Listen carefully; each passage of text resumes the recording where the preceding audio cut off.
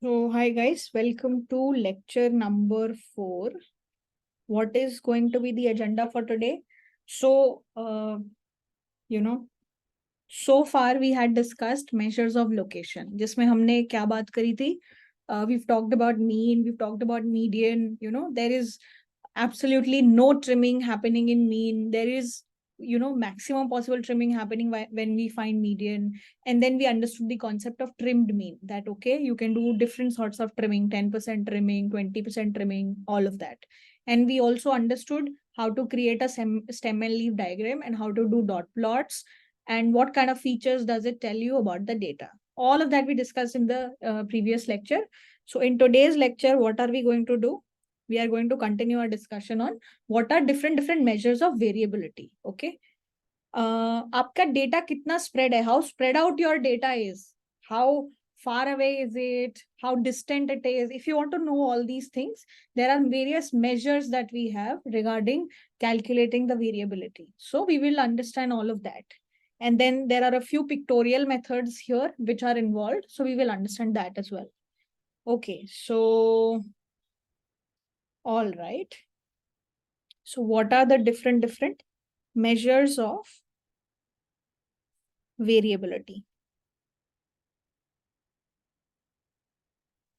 So we will try to understand all of that. Okay. Along with that, there was one small topic which was left in measures of location. So we will try to wrap that up as well. Okay. All right. So this is going to be the agenda for today, and let's continue then. Okay. Any doubts from the previous class? Piछली class se koi bhi doubt? Have you guys started doing the problems?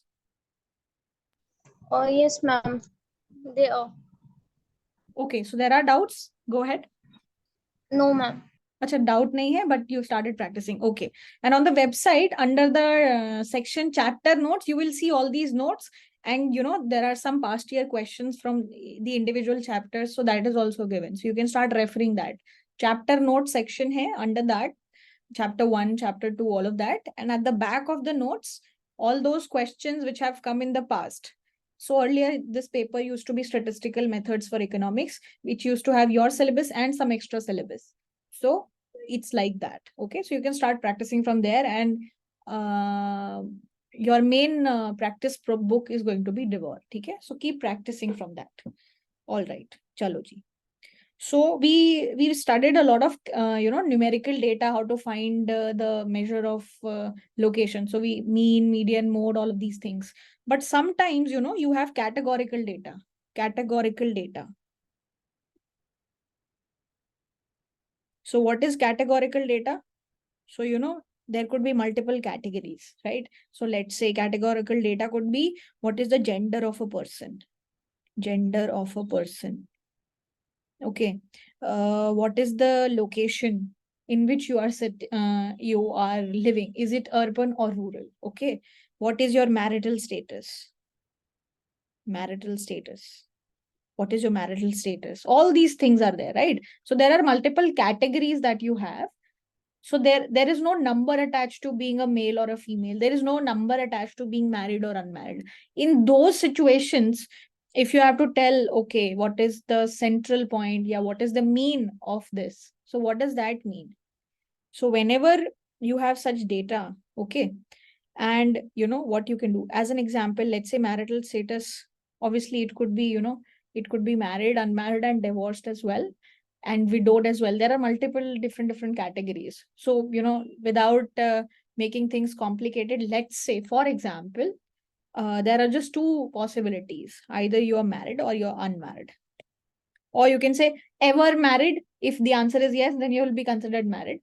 Always never married, that means you're unmarried. Okay, so two categories: married and unmarried.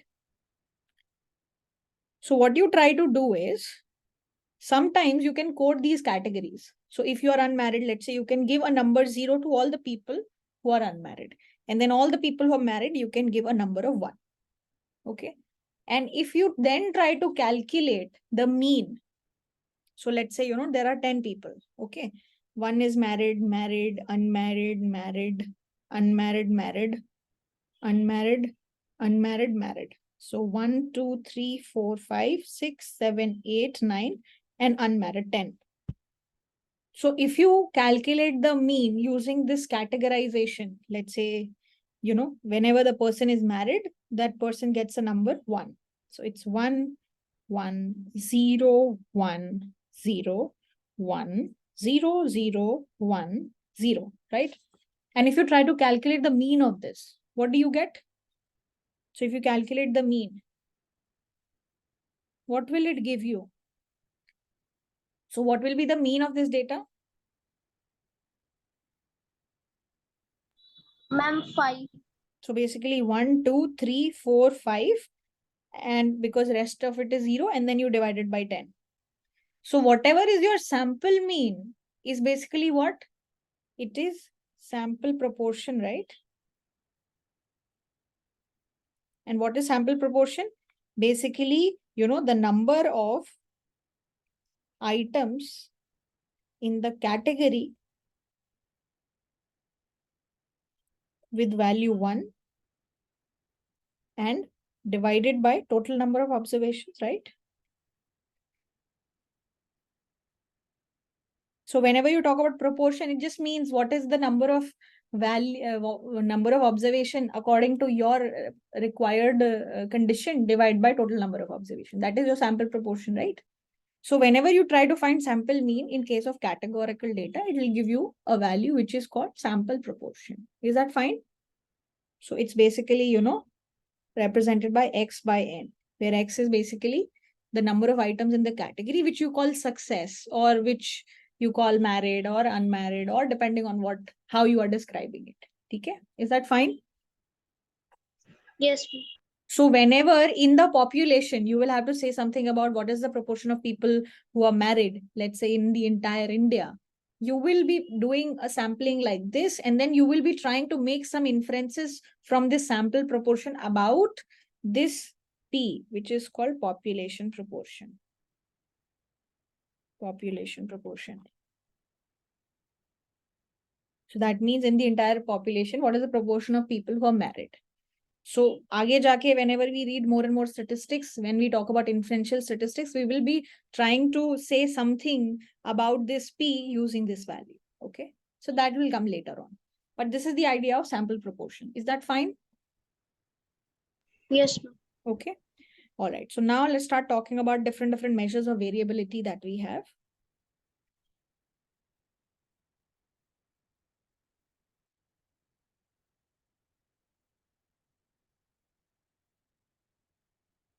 So what is the reason for why we are talking about variability at all? Why is it not enough just to talk about measures of location? इतना काफी क्यों नहीं है कि बस we talked about mean, median, mode, mean and all of these things, right? Why isn't that not enough, right? Because there are a lot of situations wherein a data might have the same mean or same measures of location, but those data points might look very different, right? For example, let's say if I talk about a diagram like this, if we have a diagram like this, okay. So, okay, it doesn't look how I want it to look, but anyways, let's say we have a diagram like this. Okay. So this is basically all the histograms. And if you try to find the mean of this particular data, you will see that it's actually this point, right? The point about which this data is symmetric. Is that fine? Why this will be the mean? Is this okay? Yes, ma'am. Right? And let's say I have a data set which looks like this. I have a data which looks like this. That okay. This is how it looks like. This is how the histogram of that is going to look like. This also seems to be symmetric. So here also the mean will be at this point, right? So mean for both will be at the same point. They are all symmetric about the mean. But these data sets are very different, right? Just say this black one, all the major points are around the mean, right? And then very few far away. But in this red one, what is happening? There are a lot of data points which are even away from the mean as well, right? So it's not enough for us to just know the measures of location. Measures of variability tell us how far away is the data, where is the data concentrated, where will we find most of our data sets. All these things will be available once we have the variability information. So merely knowing the measures of location is not enough. We need extra information to kind of know the concentration and all the other factors. Okay. So, okay, because the information is not complete. So we need far more better information to be able to say something meaningful. Okay. So first of all, what is the first or the simplest measures of variability? Have you heard about something called range?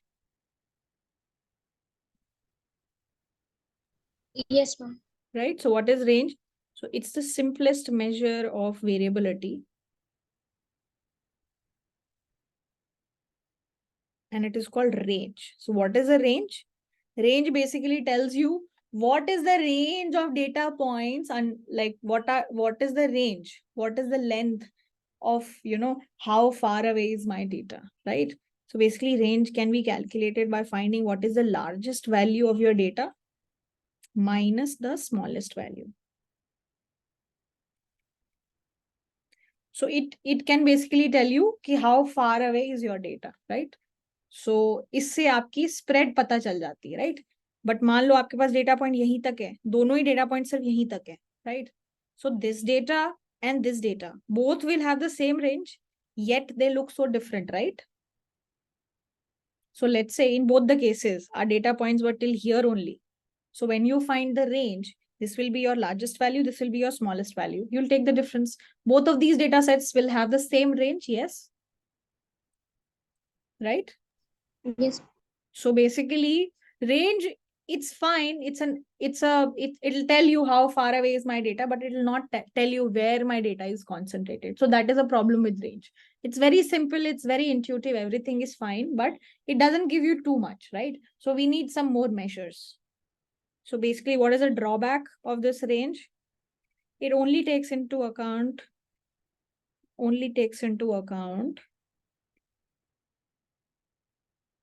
the extreme values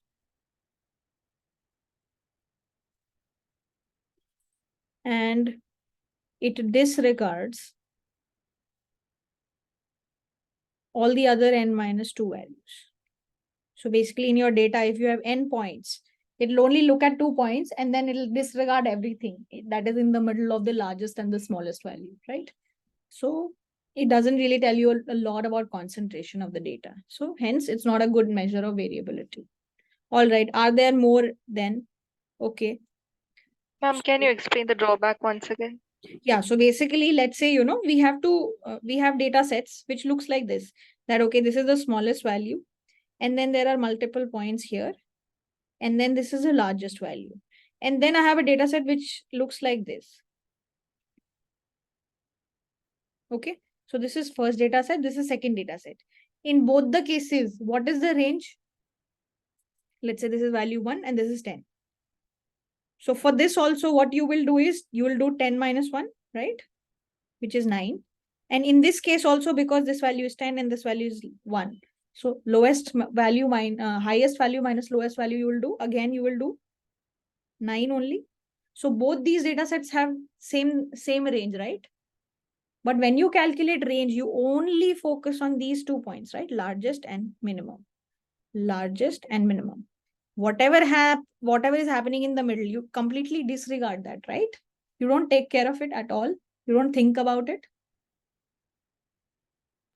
Oh, ma'am, it disregards n minus 2 value. What is that n minus 2 value? So if your observation has n values, like your data set has n values, how many values is it looking at while calculating range? 2? Yes, ma'am. So what is it not looking at? N minus 2. So disregarding means you don't care what is happening in the middle, right? Okay. So that is what we are saying, that while calculating range, we are only taking care of these 2 points.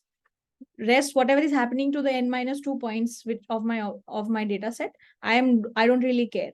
So, this is such a nice data set. All the values are equally distant, but this is a very concentrated data. Most of the data set is here. But if you just read this term that, okay, range is 9, it's not going to tell you, okay, is it this type of a situation or is it this type of a situation, right? So that's the problem with range. All right. Yes.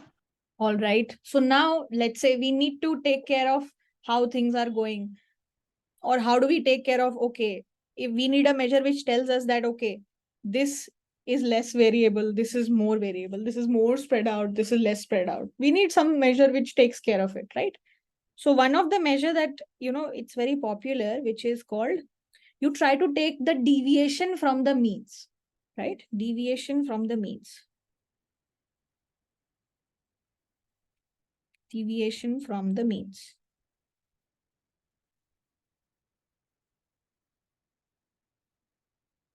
So, you have some mean value, you have some average value, and you try to look at, okay, let's say this data has an average of this point.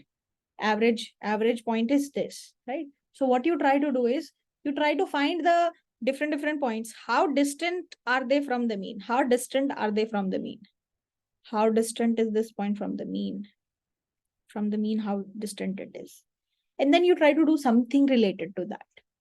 So we will somehow try to incorporate this. So you understand the concept of deviation from means. So जो भी आपके अलग-अलग points हैं, let's say your data set has n elements, n observations.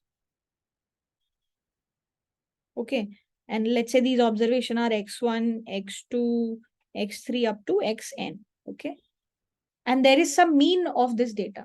What is the mean of the data represented by x bar? And what is mean? It's basically you sum all these values and then you divide it by n, or you can write it like this also. I going from 1 to n. We are okay so far? Yes. Right. So what am I trying to do? I'm somehow trying to see that, okay, if I calculate the deviation of means, right? So it will tell me from the mean value, how far away are my points? And if they are very far away, right? If they are very far away, what happens?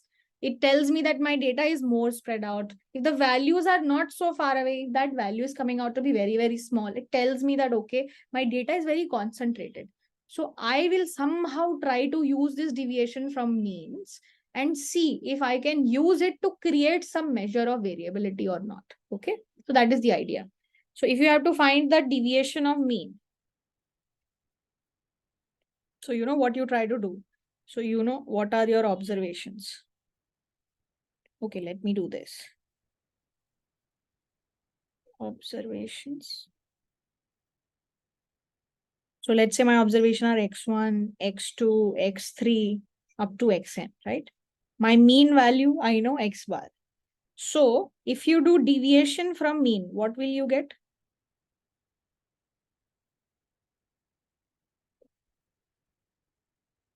Meaning, what is the distance of this value from the mean value?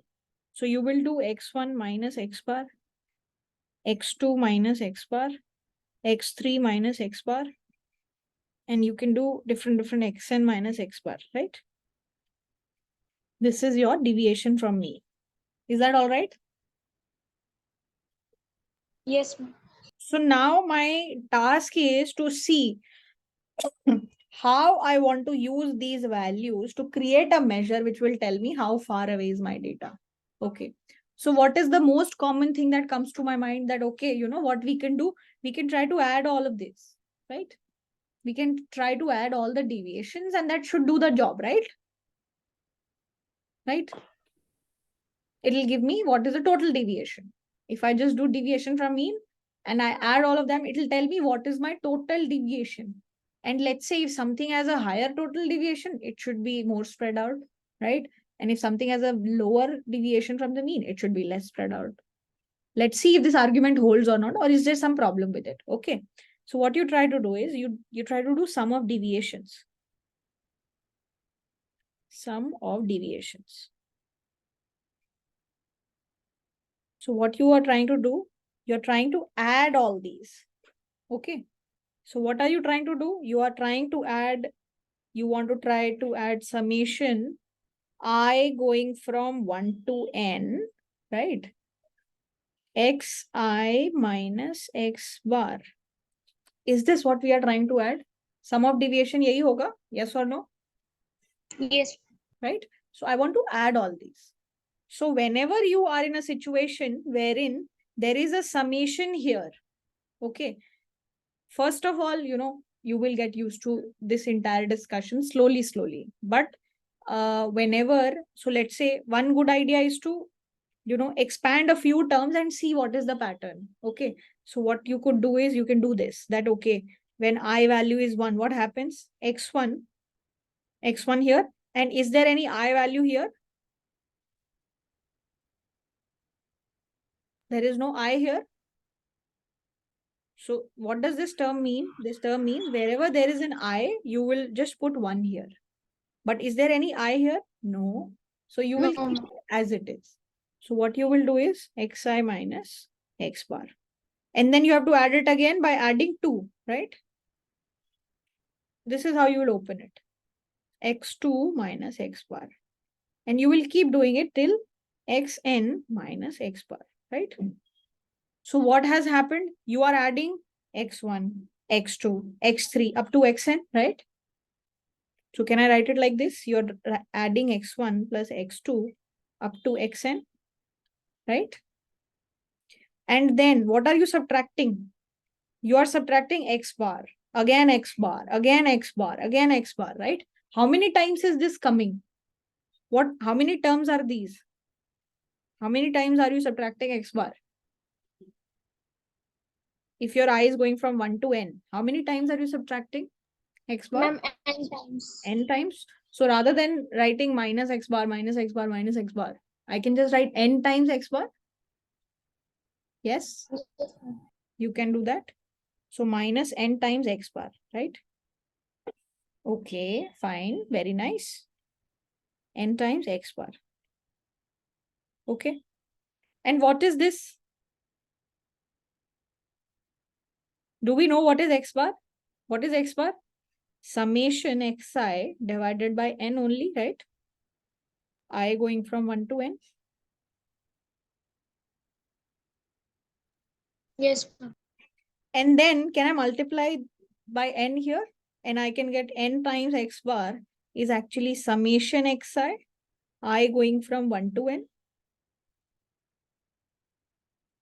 Right? Yes. Okay. So what I can do is I can replace it with this. Or I can just write this as summation xi, because this is actually, I am adding these values and I is going from n, 1 to n only, right? So I can write it like this also, that this is summation xi, I going from 1 to n minus n times x bar, right? So what is this? Summation xi is actually n times x bar. So if you put n times x bar here, and here you also have n times x bar. So what is this subtraction going to be? Or 0. It's going to be 0, right? So what has happened with us? That actually,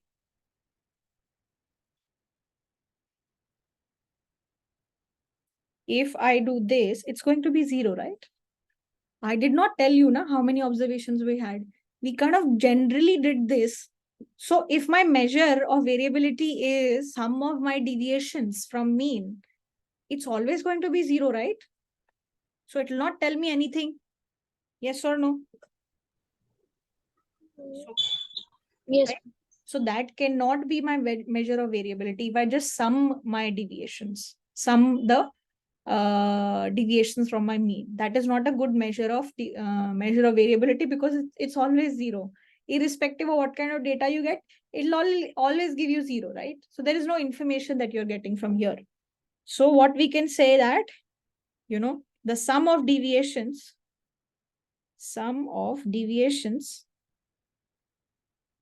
from mean is 0, always. So if I ask you, what is the average value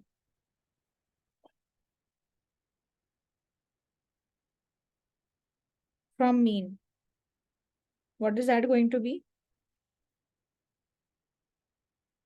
If you have to find the average of deviation from the mean values, what is that going to be? How do you find average? You have to sum values and divide it by what is the number of observations, right? Oh, ma'am, it will be 0. It will be 0 only because sum of deviations is 0 and average is basically sum of all those values divided by n. So that sum is 0 only. So the average value will also be 0, right? That is 0 always. So why is that happening? That sum of deviation is actually 0. So it is because, guys, so far, are we clear? Whatever has happened so far, Yes, ma'am. right? Narmada, this is okay? Yes, ma'am. Okay. So what is happening? Actually, whenever you find mean, your mean value is never going to be on this side. Let's say if your data points are these, mean value will not be here, not be here. It will be somewhere in the middle, somewhere in the middle of these values. Okay.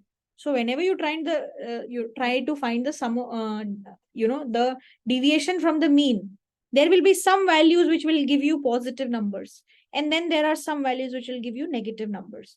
So this negative and positive, so the mean is calculated such that this negative and positive always cancels out. So this mean is actually calculated in such a way that whenever you do deviation, some deviations would be positive, some will be negative, so that when you do all the sum of all the deviations, it will turn out to be 0. That is why we don't use sum of deviation as a measure of location, as a measure of variability, because it always turns out to be 0. So then we kind of need some other method, right? So what was the problem with sum of deviation wala method? Because, some deviations were positive, some were negative, they were canceling out, and that was a problem. So I need something so that these things don't cancel out, right? This negative positive doesn't cancel out. I need some mechanism which takes care of it, right? So what we try to do now is, instead of doing this, instead of doing just the deviation from mean, what we try to do, we do the deviation from mean and we take a square of it. So what do we do? Squared deviation from mean. Okay, squared deviation from mean. So basically, what am I trying to do here? I will do the following. So I will be doing this. X1 minus x bar square. X2 minus x bar square. What happened because of me doing the square? That, whatever value was negative, it also became positive. So there was no cancelling out which was happening. Yes or no? Could be Yes. cancelled. Okay? So that is something which happened. So the other measure that we are going to define now, it's based on that square of deviation from the mean. Okay? So we call it sample variance. Sample variance. Now, what is sample variance? How it is defined? You have to, it's denoted by S square. Okay, so it's given by S square is equals to, what do you have to do? Summation of xi minus x bar square. So basically, whatever squared, mean deviation, right? Deviation from mean, you squared it.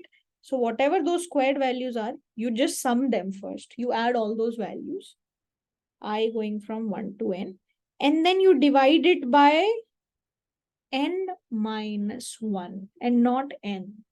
I will tell you why is this n minus 1 coming, but you have to divide it by n minus 1 and not n, okay? So this is basically, whatever this is called sum of squared deviations, right? Sum of squared deviations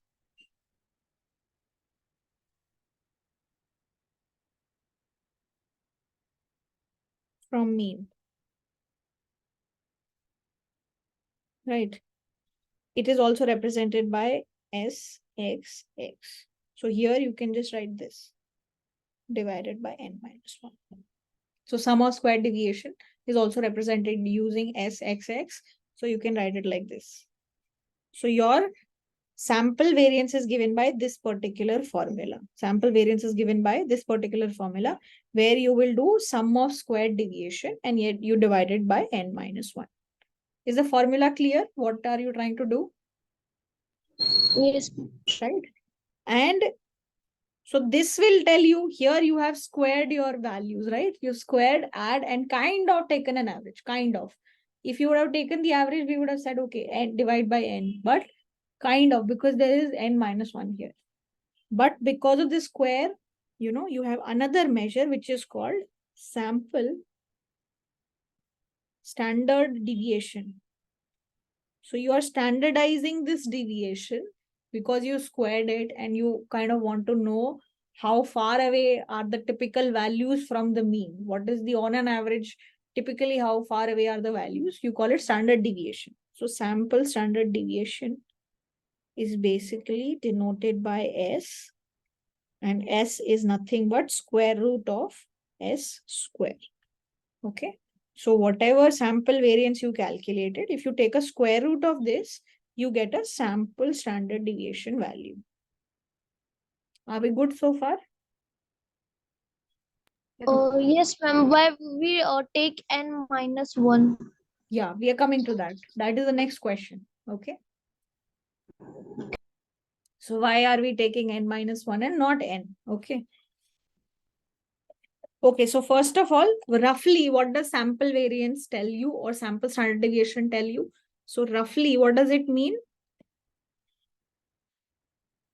So sample standard deviation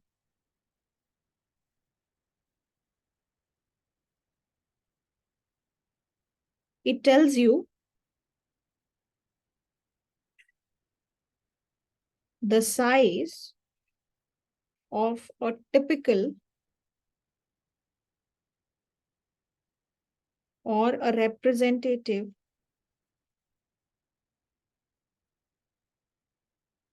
deviation from the sample mean.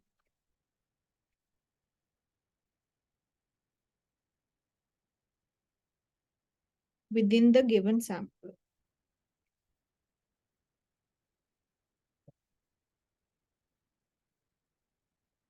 So basically, what does sample standard deviation tell you?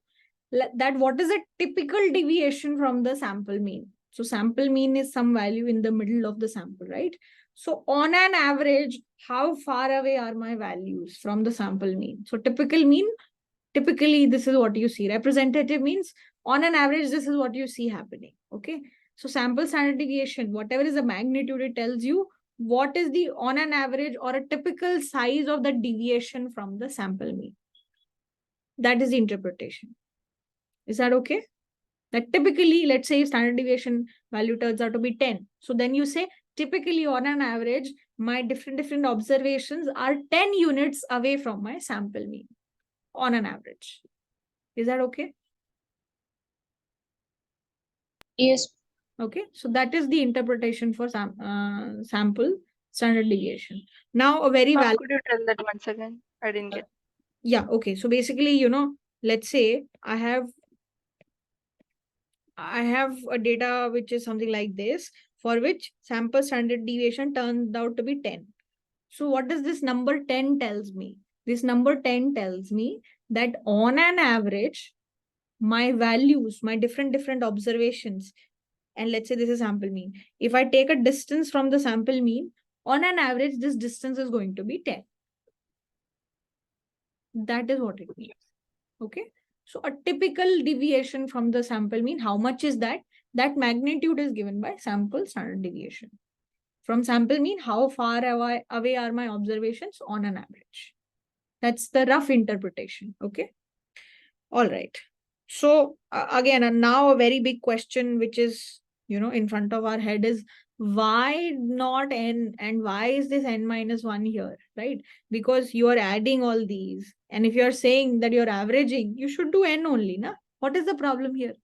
So let's see what are the reasons of doing n minus 1 and not n. Okay. So there is one reason which will become clear to you later on, but there is one reason which will definitely we can try to cater to right now. Okay. So why is this n? And this is a very popular question actually. It comes a lot of time in exams. Why are we using n minus 1 in the sample variance in S square instead of n?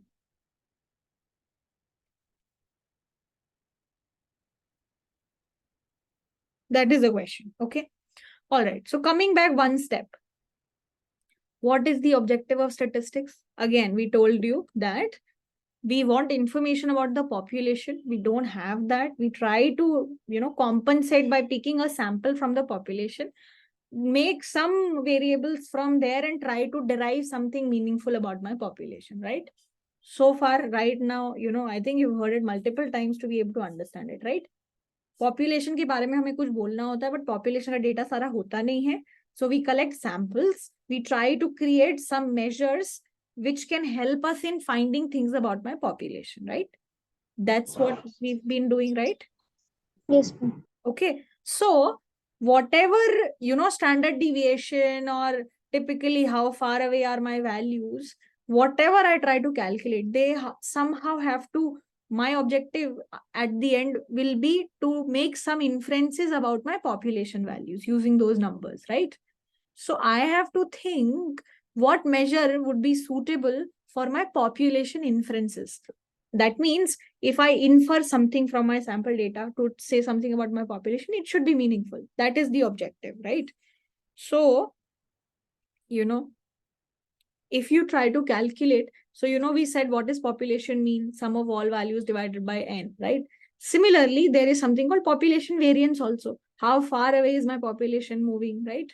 In your population, you have different values. So you will find variance there also. So let's say sigma square is population variance.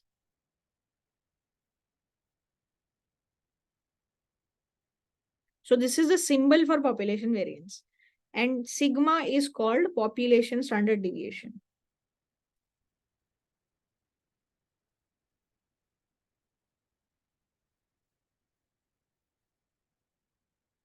Okay. And whenever your population is finite, that means there are a limited number of elements in your population. So when population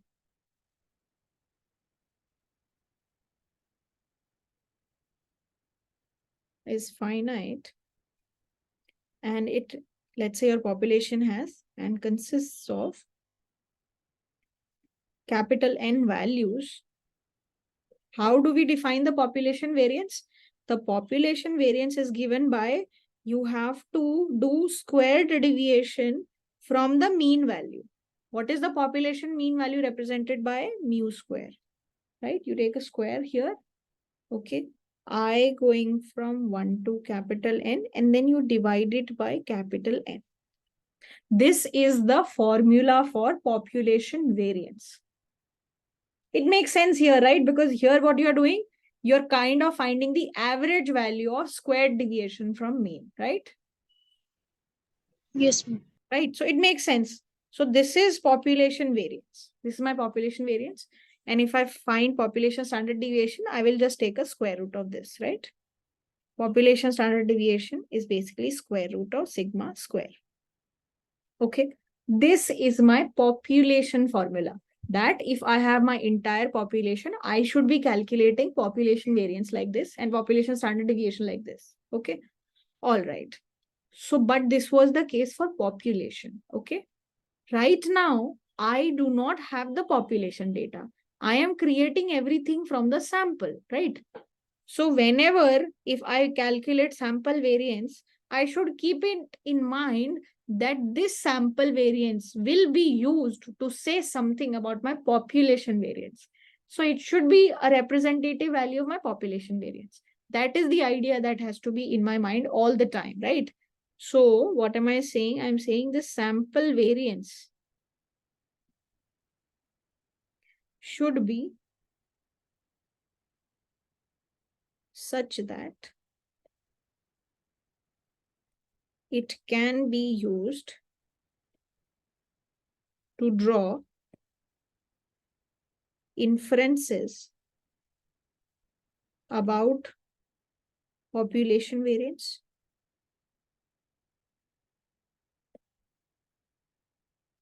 Guys, just give me 10 seconds. Just 10 seconds.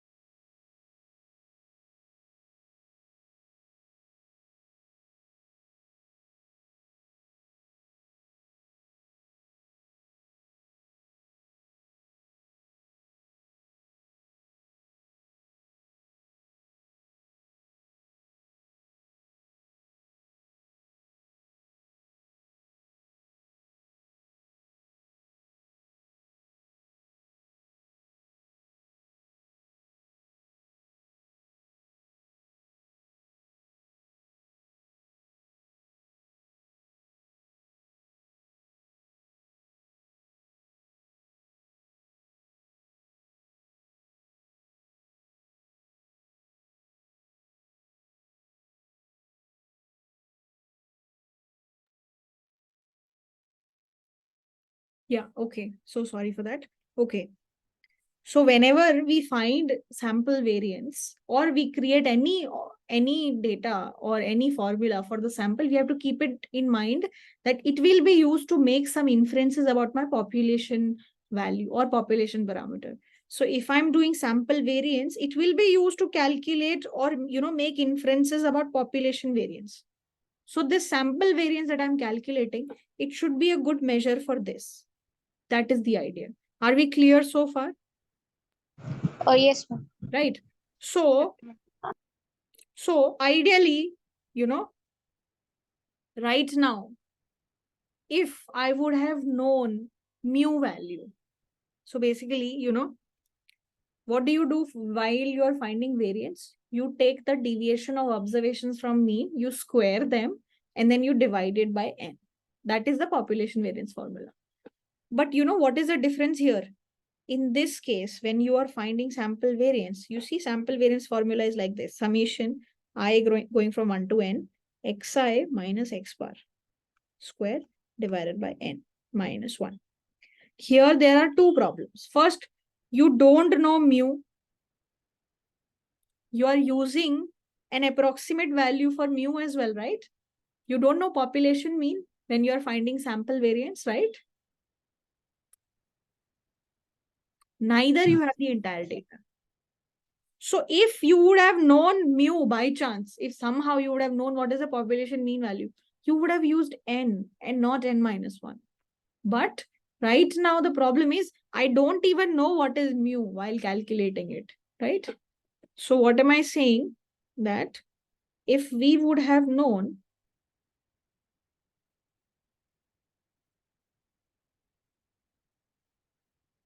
mu, then we could have used this, na?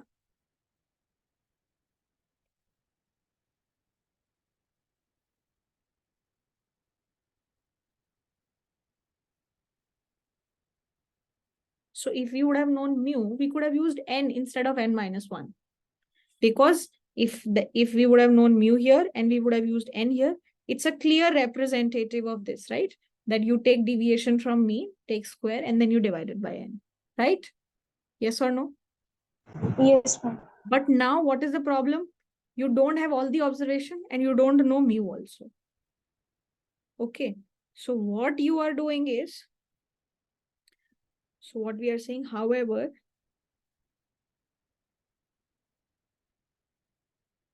it is almost never possible to know mu. Because if you would have known the entire population, you would have calculated it. And then you would have calculated population variance also. So then there would have been no point of calculating sample variance, right? अगर mu पता ही होता तो फिर तो population ही पता होती, right? But population कभी पता ही नहीं होगी तो म्यू कभी पता ही नहीं होगा रियल वर्ल्ड में, राइट? तो instead what we do, we use population mean is there, we needed population mean, so we try to estimate it using the sample mean, right? So instead we use x bar for the mean. instead of mu, right? So far, so good. Yes. But now what is the issue? The issue is, you know, if you have these 4 values, okay, let's say your population was this. Let's say your entire population was this. So if your entire population is this, and if you find the mean value, somehow it will be somewhere here, right? Let's say in the middle here. This is your entire population, and this is the mean of your entire population. So this is mu. But when you pick a sample from a population, typically what is going to happen is, typically, let's say these 4 values get picked up. These 4 values get picked up. What is going to be the mean for these 4 values? It will be somewhere here, right? Yes. So if you do squared of deviations from the sample mean only, so if you do xi minus x bar square, and then you add, what are you going to do basically? You're going to take a difference from here, square, difference from here, square, difference from here, square, difference from here, square. And then you add it, and then basically that is just your sum, okay? But actually, what you should have done is, you should have done that this value is this much distance from mu, you square it. This value is this much distance from the population mean, you should have squared it. You should have squared it. You should have squared it like this, right? So what is the point that I'm making here? I am saying that xi values, x1, x2, x3, x4, they tend to be closer to x bar than the population average mu.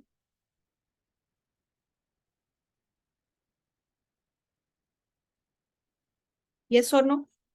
That, you know, whenever I find sample mean value, my different observations are going to be very close to my mean value, right? Rather than those values being very close to my population mean.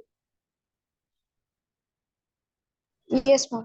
Right? This point is clear that, you know, whenever you pick any sample, my sample could be this 4 values, or this one value, this one value, this one value, and then this value. Then typically what am I seeing? That my sample average value, sample mean value, that value is going to be very close to my x's as compared to some population mean value, which was calculated using all the data, that being closer to my xi values. So most of the times, I mean, it'll be a rare exception if the other way around happens. That is an exception, not the norm. So your xi values will tend to be closer to your sample mean rather than mu being closer to your xi values. So what does that mean? That whenever you do, because these values are closer, so if you do the difference, is that going to be smaller than what it should have been or bigger? So because I'm saying xi values are very close to sample mean, which is x bar and not mu. So if you have 2 options. If you do this, which would have been greater? If you do xi minus x bar square and then sum, or if you do xi minus mu square and then sum, which one would have been bigger? Oh, ma'am, xi minus mu whole square of summation would be That a big. very nice. So this would have been bigger, right? Because I am saying that, okay, all my values would have been very, very closer here. So this one would have been bigger, right? This one would have been bigger.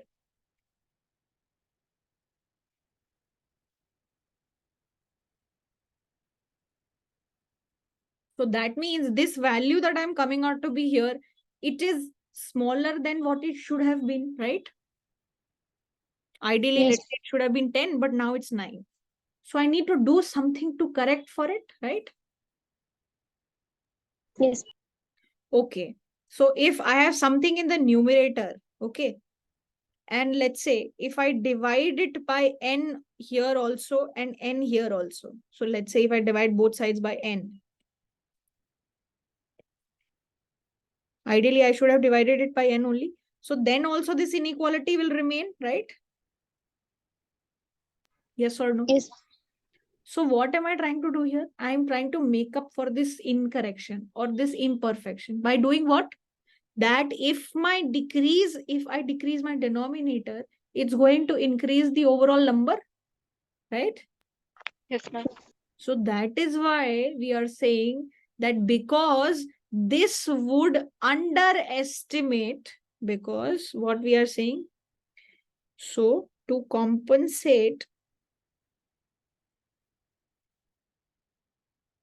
for the underestimation, we are underestimating it. Actually, it is, let's say 100, but we are underestimating it and saying it's 90 only, right? So to compensate for this underestimation, we use n minus 1 instead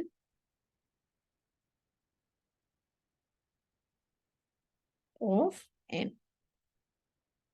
Okay, because if we use n, it will underestimate the value of sigma square, which is where we want to go, right? So what we are saying is, we are saying that if we use n, it would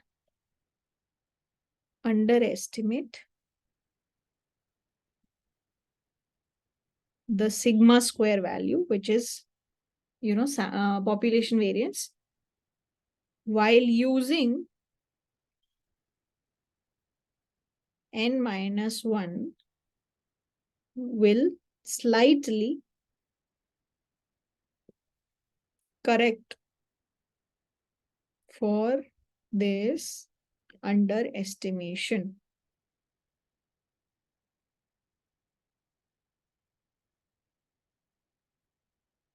Because we underestimated that value, so we are trying to decrease the denominator value a little bit so that this overall number can be bigger.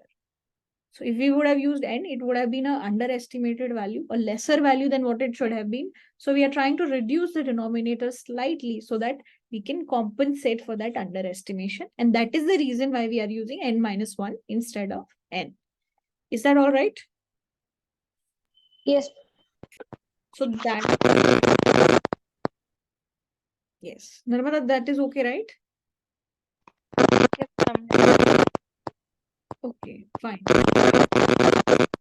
I think whenever you're speaking, there is some disturbance happening. You can use the chat also in case you have some question to ask.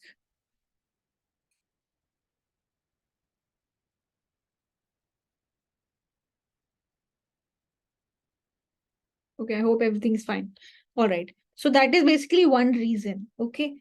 Iske alawa, there is one more reason, one more way in which we can explain why we are using n minus 1 and not n. That is basically based on the idea of degrees of freedom. Okay. What does that mean? So we are saying that this value or this, formula for s square, this s square is based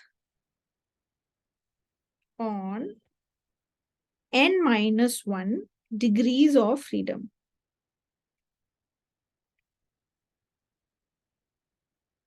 And what does degrees of freedom mean? Degrees of freedom means later on, in mathematics also and in statistics also, you'll come up with this term. So degrees of freedom basically means the number of variables that can be chosen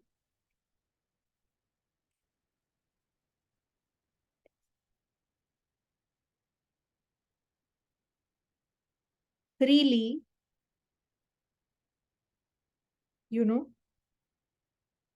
in a system of equation.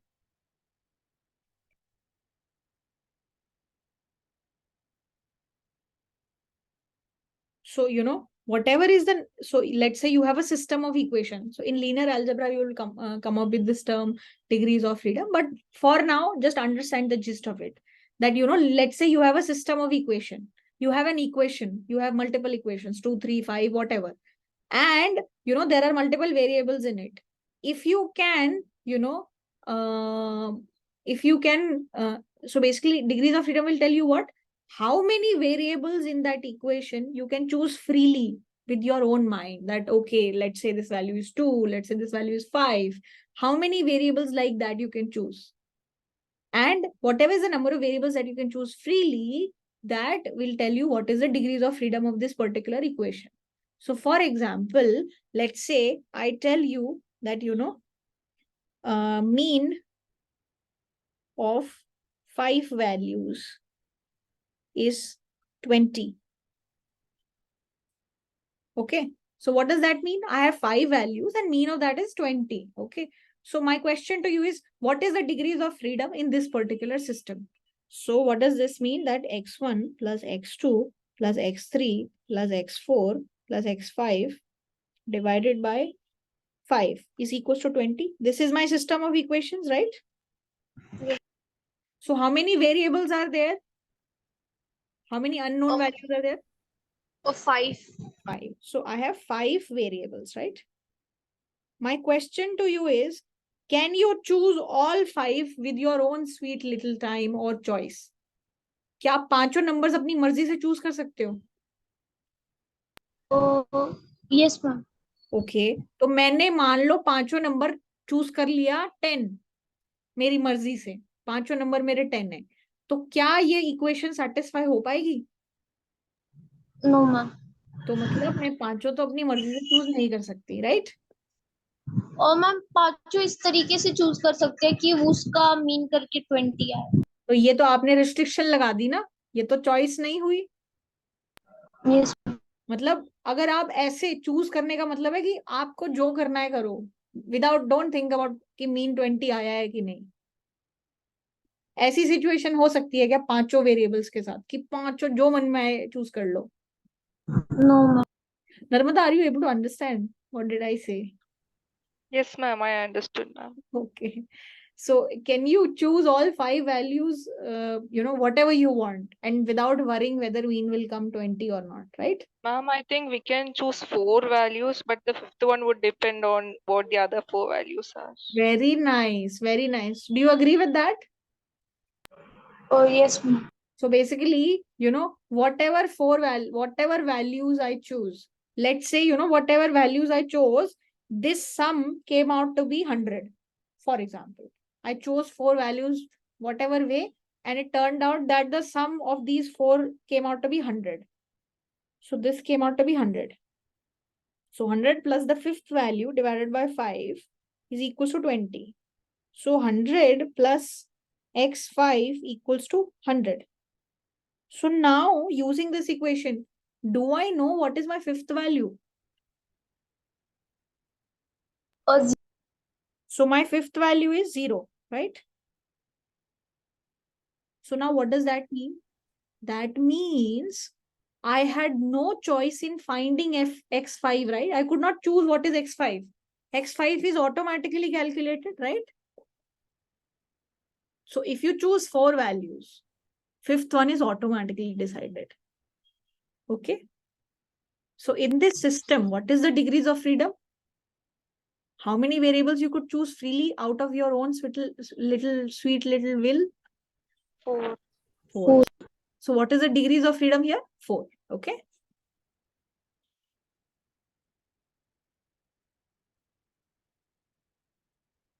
So degrees of freedom here is 4. Okay. So using the same logic, here what we are saying is that whenever you calculate S square is based on n minus 1 degrees of freedom, because while calculating S square also, you have this x bar quantity, right?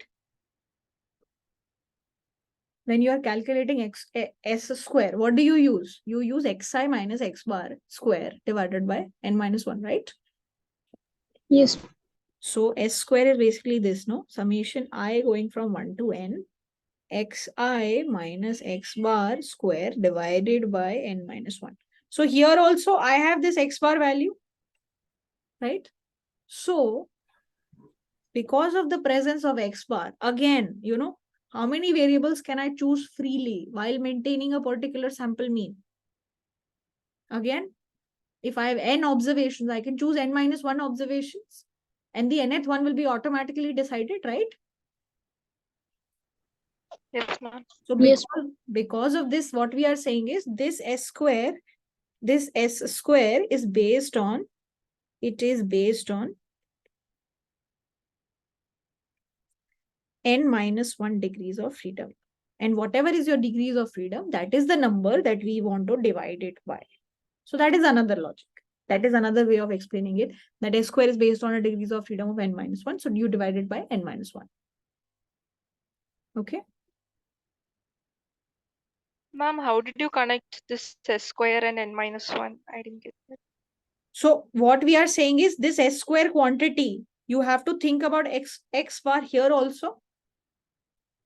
Let's say if you are given some x bar value, then n minus 1 values of those will automatically be satisfied. I mean, you can choose those and the nth one will automatically be decided. Oh, okay, ma'am. I If get it. somebody gives you x bar, okay?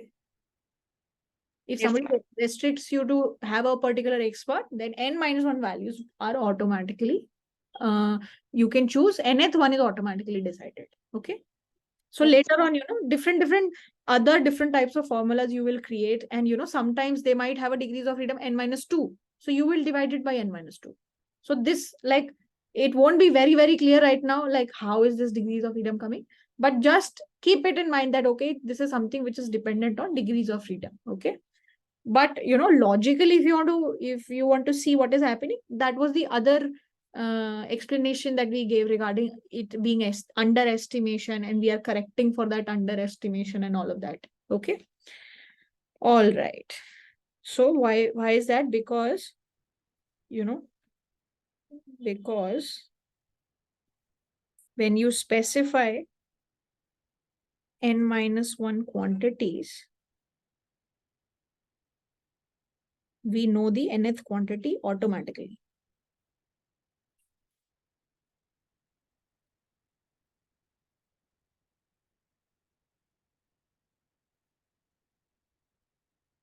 Okay.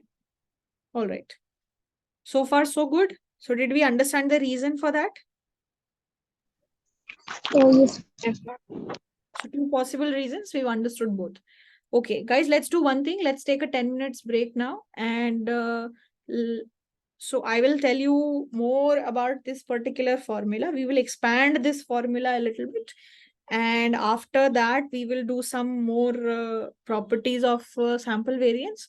And then we will do something which is called a box plot. So this is another pictorial method that is there. So we will understand what is a box plot and how do you make it. Okay. And if still time permits, we will do some problems. Okay. So box plot and some results regarding sample variance. Ma'am, box plot comes under measure of variance. Yes, because box plot will tell you more and more about the variability aspect. Okay. Okay. All right. Okay, guys. So it's 7:08 right now. Let's resume at 7:18. Thank you. Okay. So what do we want to know? A few more things related to sample variance. So let's see that. So first of all, what we can do is, this is the formula, right? So it's not like we will always pick different observations, unko subtract karenge, fir square karenge, right? Sometimes that's not going to happen. So what we want to do is, we want to see, is there any other way in which we can calculate S square? Okay. So first of all, S square is nothing but this particular term, which is sum of squared deviations from the mean, and then you are dividing it by n minus 1. So this particular term is given by what? The formula for that is Sxx, which is nothing but summation xi minus x bar square, I going from 1 to n. Okay. I want to know, is there any compact way or other way of writing this? So what I will try to do is, I will expand this summation. I will try to expand this summation. Okay. All right. So what I can do is, Sxx is equals to summation I going from 1 to n. So basically, I'm going to sum these values, right? But before summing, you have to take a square of it, right? So before taking the sum, we are taking a square of it. So if you expand this square, what are you going to get? So let's say if you have different observations. So one of the values is xi minus x bar square. if you will expand this square, what do you get? You will get xi square, right? Plus x bar square, right? Minus 2 times xi and x bar. Yes or no? Is that fine? Oh, yes, ma'am. Okay, na? And then whenever, whenever different summations are there and there is a sum in between, what you can do is you can apply this summation terms individually. Because what will happen in the first term, x1 plus x bar square minus 2 x1 x bar. In the second term, x2 square plus x bar square minus 2 x2 x bar. So ye sari cheezein are getting repeated again and again. So you can also write them like this. Summation I going from 1 to n. Individually, you can bring this summation inside. You can write it like this. And you can write it like this. Minus summation I going from 1 to n 2 times xi x bar. Is that fine? That you can take this summation inside, Oh, yes, ma'am. right? Narmada, this is okay? Yes, ma'am. Okay. All right. Now let's see what each of these term means. Okay. So first of all, we have this. It's fine. There's no need to, simplify it. There is one term here, which is this. So is there any I term in this? Is there any I here? No, ma'am. There's no I. So what is this? From I going from 1 to n, you have to keep adding this. So what you will do is x bar square plus x bar square plus SA, it will keep going on till x bar square. And how many times is this happening? Till n time. N times. So what is the simple way of adding this? What can I write here? Summation from 1 to n x bar square. Right. nx bar. N, what is this sum also? N times x bar square, right? I can do that. Yes. Right? So instead of this, I can simply write this, that it is summation I going from 1 to n xi square plus n times x bar square. Now let's see what is this term. What is this term? So here, we have something which is this, that there is a term 2, there is a term x bar, and there is a term xi, right? If we try to see what does this look like, what will happen? It looks something like this. So, let's see. So it will be like this, that, okay, I going from 1 to n. So first you will have 2 x1 x bar, and then you will have 2 x2 x bar, and then you will have 2 x3 x bar. And that is how you will keep having 2 xn x bar, right? This is what we have. Can you Yes. take something common? The thing which was the same in all these. So 2 was the same, x bar was the same. So you could take these two things common, right? 2 times x bar you can take common. And what you will be left with? X1 plus x2 plus up to xn. Yes or no? Right? So you can also take anything which is constant, which is not changing with I outside this summation, right? Because this becomes what? 2 times x bar summation xi I going from 1 to n. Yes or no? Right? Oh, yes. So 2xi x bar is actually this. So what I can write here is this, that it is actually minus 2 times x bar summation xi, right? And I is going from 1 to n. Okay. This is fine. Yes. Okay. What else? Yes. Now,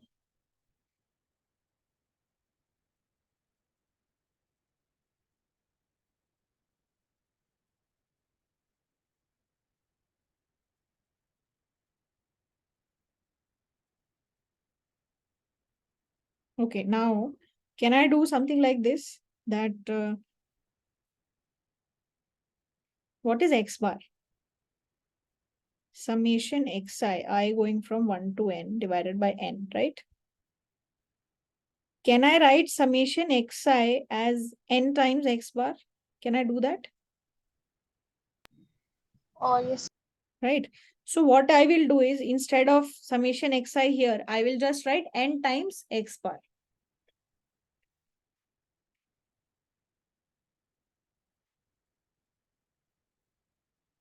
Minus 2 times x bar, and then this will be n times x bar, right? So what do I have now here? I have this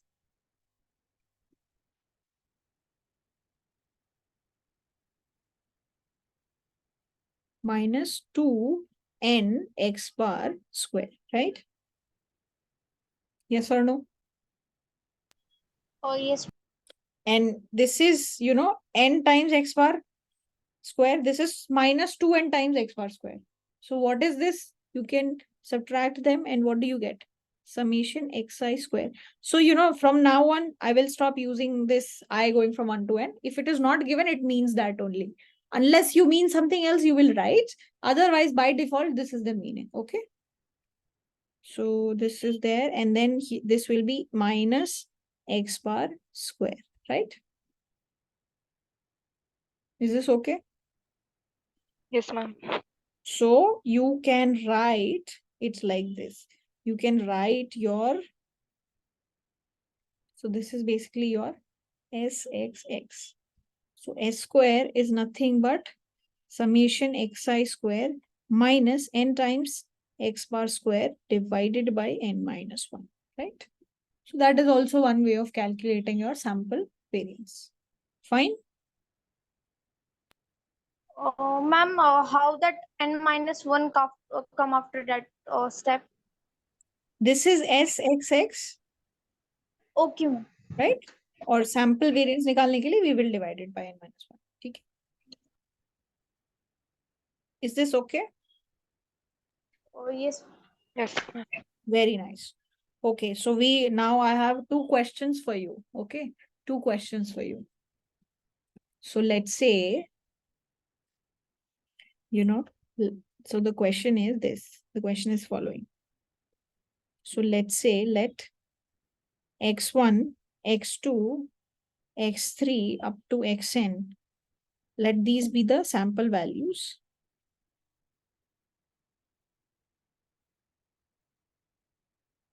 And let's say I have a number c, and c is non-zero constant. It's a constant value, but it is not zero, okay? Non-zero constant. Okay, this is given to you. And now, if somebody says that first part, if, from these sample values, you create n more sample values, how? Y1 is equals to x1 plus c. Y2 is equals to x2 plus c. And similarly, you have yn equals to xn plus c. Okay. Then you have to find the relation between sample variance of x and sample variance of y. That is the first question. Question clear hai? That, these are the sample values. And then you created new sample values using adding some constant to these values. And then you have to find the sample variance for this and sample variance for this. Basically, a relationship between how these two things are connected. Sample variance of the x sample and sample variance of the y sample. What is the relationship between them? You have to find that. That is the first task. Is that clear? Yes, ma'am. And the second part is, if, you create the sample in a new manner, which is like this, that y1 is equals to c times x1, y2 equals to c times x2, yn equals to c times xn, right? Then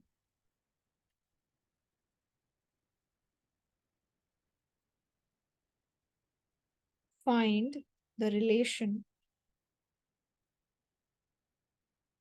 between sy square and sx square.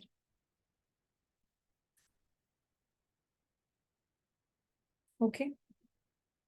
And sy and sx as well. And here sx square is the sample variance of x's and sy square is the sample variance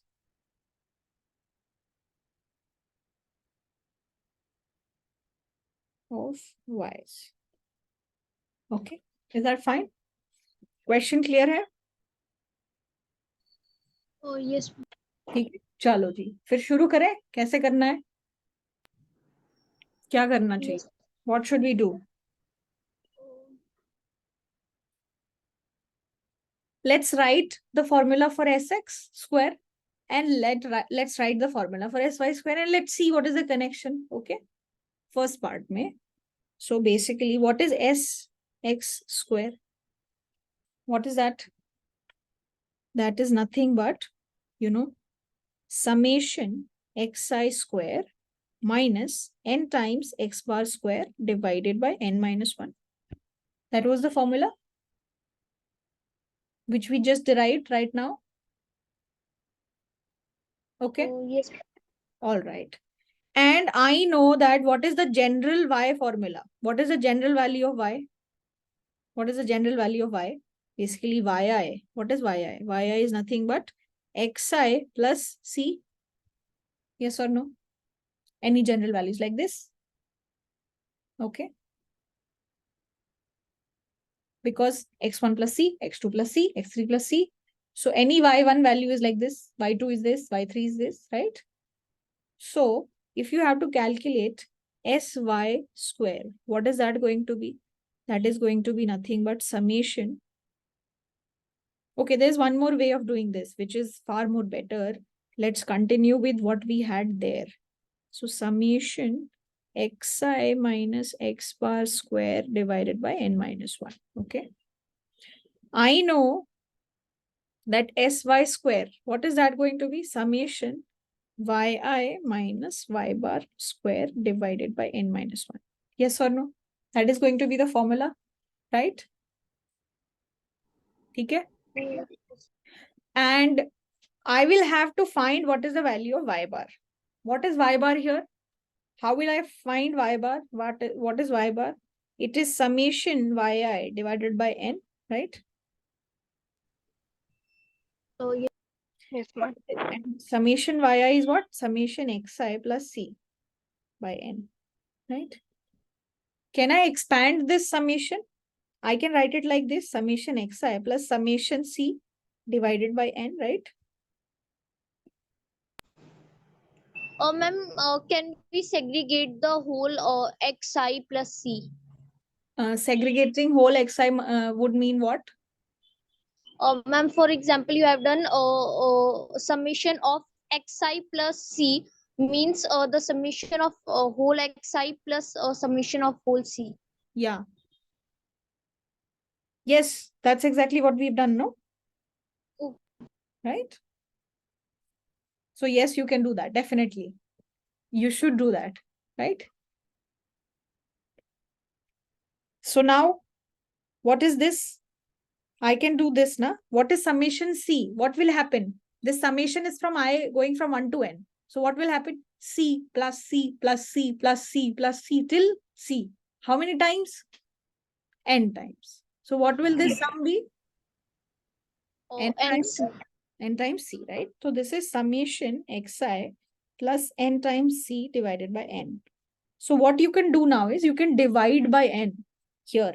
Summation xi divided by n plus nc divided by n, right? So what is this? What is this?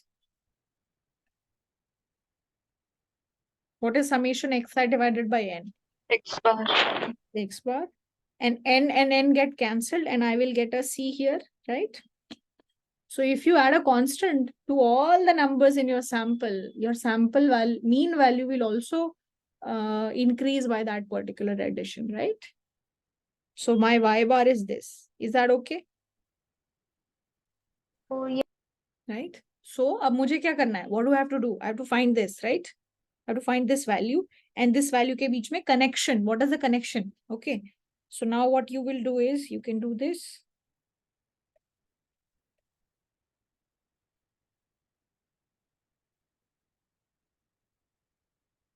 That what is this S square? What is this summation? What is xi?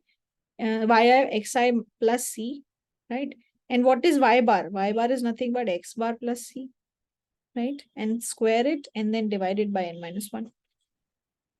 So what is happening here? Summation xi plus c minus x bar minus c square divided by n minus 1.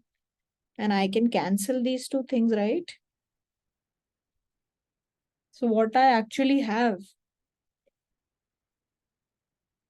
I have summation xi minus x bar square divided by n minus 1. And what is this? This is s square x only, right? Yes. So what is the relationship? That the variance value is equal. Both these variance values are the same. Is that fine? So that is the relationship between them. So if you add a constant number, your mean is at the same number gets added in your mean, but nothing happens to the variance, right? Variance is independent of that because variance tells you how different are things. If your mean is getting shifted by the same number, all the values are getting shifted by the same number. So there is no impact, right? That is what is happening. All right. Are we good? Yes. Okay. So that is the first part. Now, what about the second part? How will we proceed with this? What should we do? Again, we should focus on doing whatever we did here.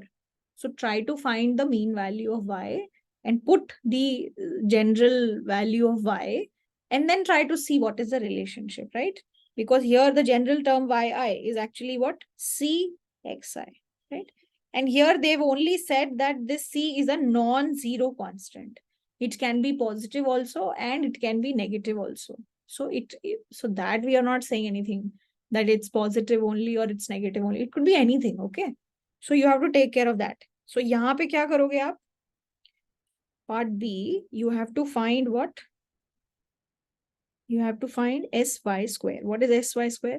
Summation yi minus y bar square divided by n minus 1. So first you find what is y bar. What is y bar? Summation yi divided by n, right? And what is yi? General yi? Summation c times xi divided by n. Yes or no? ठीक है? And what is this actually? क्या होगा ये? C times x1 plus C times x2 plus C times x3 plus C times x4 plus up to C times xn.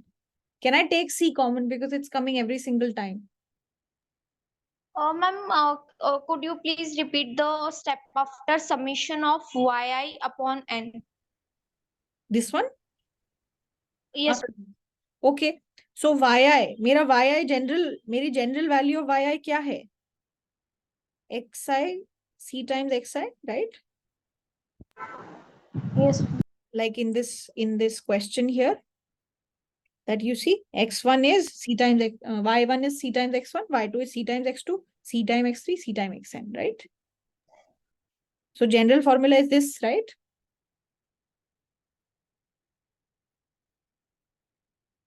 Okay. So whatever is the x value, just multiplied by c. That is the general formula. Okay. Okay. So that only that we have replaced here. Okay. So यहाँ पे this is what we've done. Okay. Now, what do I do here? I can do this now. I can bring this c outside. Okay, the screen has freezed, I think. Yeah, it's fine. Summation xi divided by n. Can I do that? I can take c common. Because what was cxi summation? Cx1 plus cx2 plus up to cxn. So what are you doing? C common liya, x1 plus x2 plus up to xn. What is this? C times summation xi, right? Yes. This is fine. And you can write it like C times, what is this?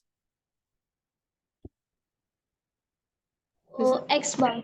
This is x bar. So this is C times x bar.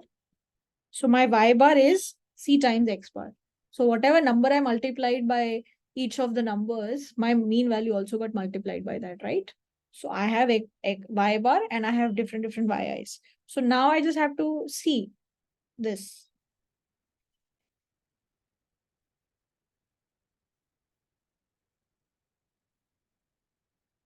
Okay, I have to just calculate this. So what is yi?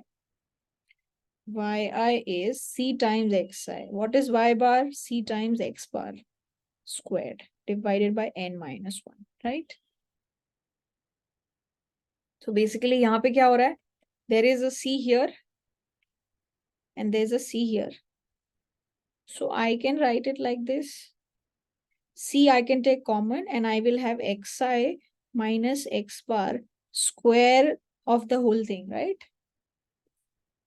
And then divided by n minus 1, right? What should I do next? This is nothing but summation. Whenever you have, let's say, a, b whole squared, what you can do? A square, b square, right? So I will also do the same. C square, xi minus x bar whole square divided by n minus 1, right?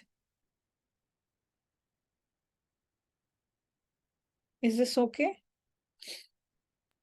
Yes.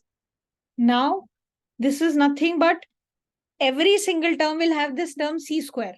C square, xi minus x bar square. C square, x2 minus x bar square. C square, xc minus x bar square. So this c square, c square, c square, this will keep coming. So you can just take this common. And you will be left with this. Right? And then what is this?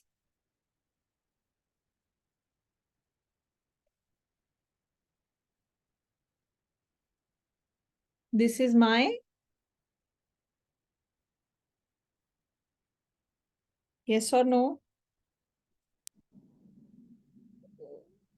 Oh, ma'am, how we segregated the C square out Okay. of the summation?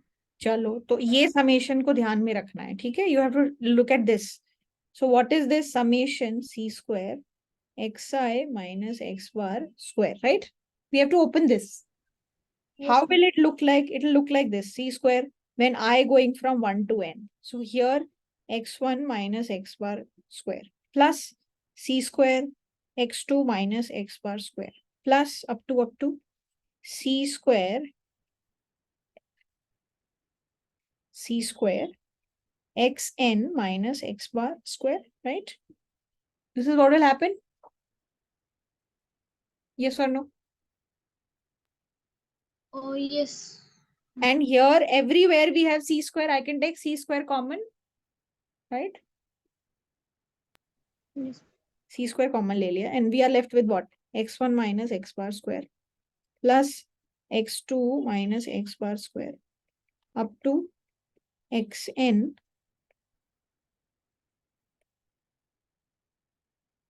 minus x bar square, right? Yes. And what is this? What is this? Can I write it like this? That this is summation xi minus x bar square, Okay, ma'am, I got it. right? So we just whatever was common उसको हमने बस बाहर ले लिया, ठीक है? Are we good with this? हो गया? Clear है? Yes, ma'am. ठीक है? तो ये इनके बीच में रिलेशनशिप हो गया. So that s square y is basically c square sx square. So sample variance of y is equals to c square sample variance of x. ठीक है? All right. उसके अलावा ये तो हो गया हमारा फर्स्ट पार्ट. तो इन दोनों के बीच में तो रिलेशनशिप बता दिया, इन दोनों के बीच में. अब what about this, S Y and S X के बीच में क्या रिलेशनशिप है? तो मतलब आपको स्टैंडर्ड डिविएशन निकालना है. तो जब आप स्टैंडर्ड डिविएशन निकालते हो, if you know that this is how they are related, that S Y square is equal to C square S X square, right? How do you calculate standard deviation? Sy will be nothing but square root of sy square. Yes or no? Right? Yes. Okay, so Sy will be nothing but square root of c square sx square. Right? Okay. Yes, ma'am. So Sy will be nothing but c square square root and sx square root will be sx. And whenever you take a square root of this, you will have to have a positive number here, because c could ideally be negative also, right? So you will just take an absolute value here, right? Yes. Is that okay? So that is the relationship between sy and sx. ये किस लिए किया है? क्योंकि हो सकता है कि c कोई नेगेटिव नंबर हो, लेकिन जब आप स्क्वायर रूट करोगे तो उसके बाहर वो नेगेटिव नहीं हो सकता, इसलिए we've taken a absolute value. Okay, that's the logic. All right, are we fine with this? Clear hai? If something like this comes up in the exam, we will be able to do it. Yes. Okay, ji, Yes, very ma'am. perfect. All right. So all the things that we needed to know regarding, the measures of variability are done. There is one pictorial method which is left, which I said, which is box plot. So let's try to do that. Okay. So box plot we have to understand first. Let's see.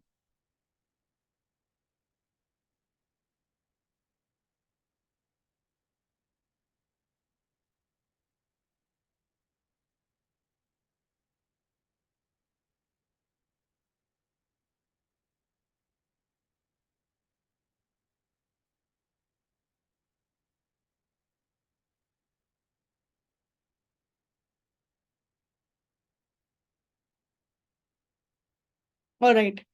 So it won't be like you will be asked to calculate a box, I mean, make a box plot, but in general, you should know before, because there could be some analytical questions. So you should understand how it is created before, uh, answering those questions. Okay.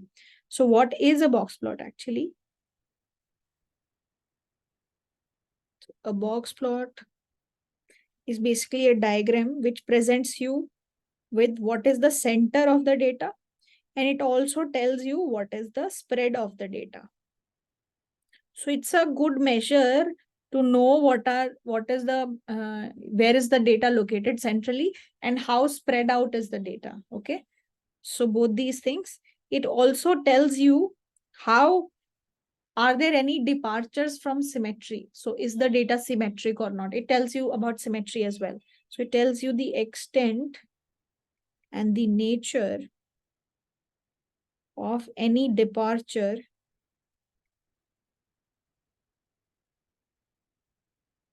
from symmetry. So basically, is the data symmetric or not? Does the data has outliers or not? All these kind of questions are easily answerable using the box plot. And it also, tells you identification of outliers. It helps us in identifying outliers. Okay, so these are some of the things that box plot helps us in. Okay, so how do you create box plot? First of all, before creating box plot, there is one thing that you need to know. There's a concept of fourth spread. Okay, fourth spread. What is that? Let's understand that, and that will be useful first. So FOURTH, fourth spread. How do you calculate fourth spread? Okay. So let's say you have a data which has n observations. You have a data which has n observations. Okay, so what do you do is, First of all, you have to order your n observations.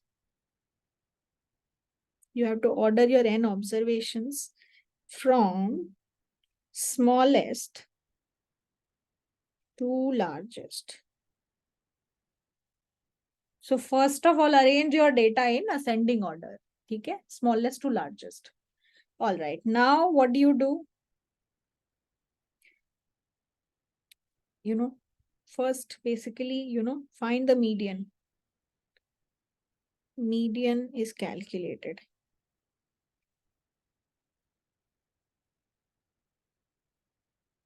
Okay, you calculate the median value. So, median value is calculated, Okay, so now let's say if you have 10 observations, what will be the median? If you have 10 observations, what will be the median? Ma'am, sum of the fifth and sixth observation upon 2. Very nice. So fifth plus sixth observation divided by 2. And if there are 9 observations, then what is Ma'am, fifth one. Fifth observation, right? So you have to do the following. So first of all, what did you do? You ordered your data from ascending to, you ordered your data in an ascending order from smallest to largest. Then what you do? You calculate your median, okay? If your data is even, then your median is the middle point of fifth and sixth observation, or based on whatever number of observations you have. So if, let's say, in case it is even, your data can be divided into 2 equal parts. If it is even, I can divide my data exactly into 2 equal parts, right? Yes, ma'am. So like I can do it like this, that first observation, second observation, third, fourth, and fifth. This is one part of my data, okay? And then sixth, seventh, eighth, ninth, and 10th. This is second part of my data. I've divided my data into exactly 2 parts, okay? But if it is odd, is it possible for me to divide my data into exactly 2 parts? No, there is one observation which will be left in the middle. So in that case, if you have to divide your data into 2 parts, what you do, you include the median value in both. So fifth observation was median value. So include fifth in the lower part also, and you include fifth in the upper part also. That is the other way of, bifurcating the data. So first, second, third, fourth, fifth, sixth, seventh, eighth, ninth.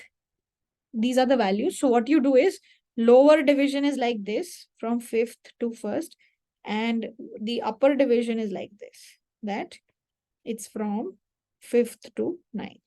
That's how you divide your data into 2 equal parts. If it is odd, the median value is included in the lower part as well and the upper part as well. So lower half and upper half. That's the term you use, lower half and upper half. Okay. Yeah, smaller half and largest half. Lower half. Ma'am, so box plot is done only for odd number of observations. No. We are just telling you have to divide your data into 2 equal parts. If it is even, you can just simply, divide your observations by 2, and this is how you divide, right? But Yes, ma'am. your observations could be odd also, right? In that case, how do you divide your data? You divide by including the median value in both these. So right now, what is my goal? I am thinking about dividing my data into 2 equal parts. So if it's even, just divide the number of observations by 2. Whatever the number of observations, the smaller one is one part, the upper one is next part. And if it is odd, whatever is your median value, just make it a part of lower half as well and upper half as well. And that should do the job, right? That's how we are doing it. This is okay? All right. Yes. All right. Now what do you do?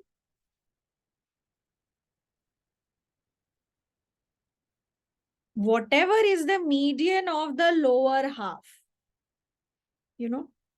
whatever is the median value of lower half,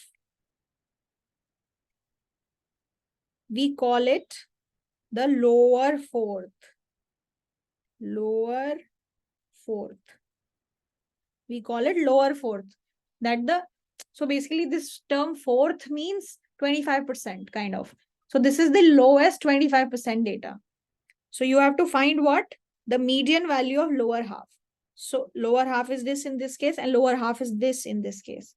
So what is the median value here of this median value? 3. The third value, right? And what will be the median value here if 5 observations are there?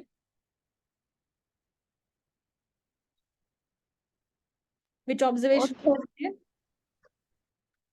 Third only, right? Yes. Okay. No? Lower Yes, half is this, lower half is this, and the median value of this is the third number, right? Because it's odd. So whatever is the median value of your lower half, irrespective of whether it's, we've told you how to divide your data, irrespective of whether it's mean, it's odd or even. So whatever is your lower half, uska jo median hai, that is called lower fourth. Okay. And, whatever is the median value of upper half, that is called upper fourth. So you call it lower half, median is lower fourth, upper half, median value is upper fourth. These are the terms. Okay. And basically median is telling you the central value. So far so good. यहाँ तक कोई दिक्कत? ठीक है. So in this case we had this was my median, this was my lower fourth, and this was my upper fourth. Again this, and in this case it will be the 8th value, right? Yes. So these are my upper and lower fourth values, and this will be my median. And in this case, my median will be somewhere here, right? Some middle average of it, right? So this is what is happening. All right. Okay.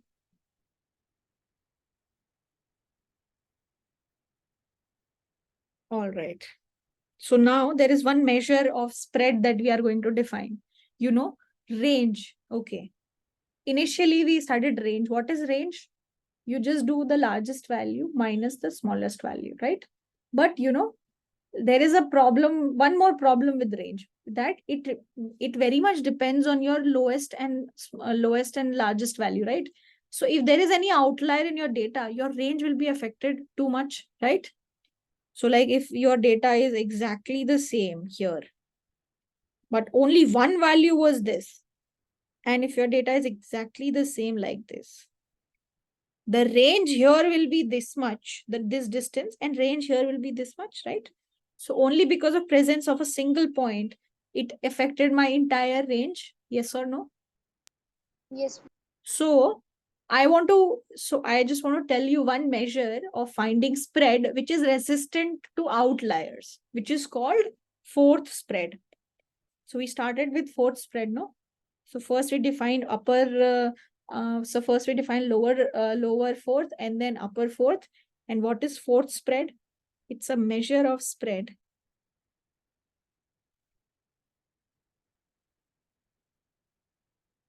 that is resistant to the outliers, and it is called fourth spread. Fourth spread. It's called fourth spread. Okay. And it's denoted by this. And what is fourth spread? Fourth spread is nothing but Fs is whatever is your upper fourth value minus your lower fourth value. Whatever is your upper fourth value, subtract the lower fourth value from this, and that is how you will get the fourth spread. And why is it resistant to outliers? Why do you think it is resistant to outliers? Why is it resistant to outliers? Because when I'm calculating fourth spread, I'm taking this distance, right? I'm taking this distance. I'm losing the values which could be outliers, right? And here when I'm calculating it, I'm taking the distance from the 8th observation and the 3rd observation. So I'm taking any, outliers that could happen, right? Is that okay? So anything which is very extreme, that's already removed from it, right? I'm doing some sort of trimming. Is that okay? Yeah. Right? Yes. So this is a measure of spread which is not dependent on outliers. It's resistant to outliers. So it's called fourth spread, which is the difference between your upper fourth and lower fourth. All right. So we kind of had multiple points that are there. So to create a box plot, you need 5 summary measures. You need 5 summary measures to create the most simple box plots. So right now I'm just talking about a simple box plot which has no outliers. Then we will talk about what if your box plot has, what if your data has outliers? Then how do you do it? So, but like the simplest possible box plot will need you to have 5 data points. And what are those? First, you should know what is the smallest possible value in your data. Okay. The smallest xi value, smallest possible value in your data. Then you need to know what is your lower fourth value. You know how to calculate lower fourth now? Divide data into 2 parts and find the median of the lower part. That is lower fourth. You also need to know the median.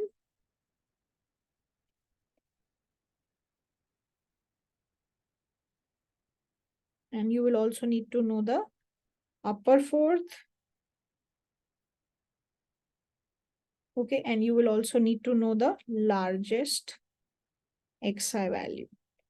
Whatever is the largest value of xi. Okay. These 5 things you need. Smallest value, for smallest observation, largest observation, median value, fourth spread, and not fourth spread, lower fourth and upper fourth. When you have 5 data points, you are ready to draw a box plot. Okay. So how do you draw it? So you can just do it like this. So whatever is the possible range of your numbers, you can just plot that in a number line. So you can just do something like this. So let's say my values are from here to here. So possible range is from here to here. So now I just have to do the following. You have to plot your smallest possible xi value. So smallest xi value. Okay. And then you have to also write whatever is your largest possible value. So let's say this is my smallest possible value. This is my largest possible value. And then whatever is the number which is your median, you will have to point that also. And whatever is your lower fourth, that number. And whatever is your upper fourth, that number. So you need 5 data points. You plot whatever those 5 data points come out to be. If you've plotted them, now what are you going to do? You are going to do this. First, you're going to do this from this to this and from this to this. Okay. And then you create a box from your lower fourth to your upper fourth. You make it a rectangle, and wherever your median is, you just add a line here. Okay. And that is your box plot. And it is telling you, all 5 data points. Whatever is this point, it's the smallest possible value. Whatever is this point, it's the largest possible value. Whatever is this line, this is your median. This is the half of these 2 things, and this is the half of these 2 things. So this is your lower fourth, and this is your upper fourth. So these 3 lines are basically lower fourth, and median and upper fourth, and these 2 points are your smallest and largest points. And that is basically your box plot. Is that okay? Ma'am, if the spread between the data is small, for example 40, 42, so how will we represent it on the number line? By taking the space of 10 or 5? Just do big enough space like 40, 42, if 42 to 44 it is, 42.1, 42.2 or 42 point whatever. Like basically just try going into decimal, that's fine. Na? You can zoom in as much as you want. Jitna zoom in karna chaho kar sakte ho. Then what is whiskers something? Yeah, that's coming. Yeah. We'll do that. All right. So far, this is fine. Yes, ma'am. Okay. All right. Now, this is not the only situation. Basically, so this is smallest xi. This is lower fourth. This is median. This is upper fourth. And this is the largest value.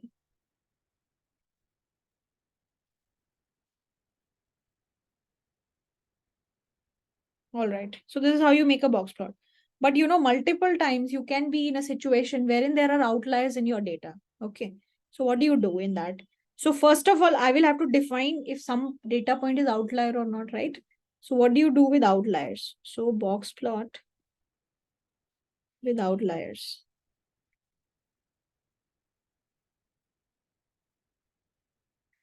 So, you know, you go as usual. So far, you know, what you have to do is you have to calculate what is the lowest possible value.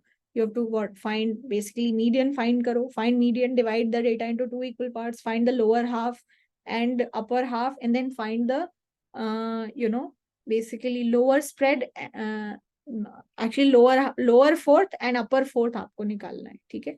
Just go as usual, find lower half, lower fourth and find upper fourth, right? And then find the fourth spread, Fs. Okay, find the fourth spread. So now how have we defined outliers in the data? So basically any observation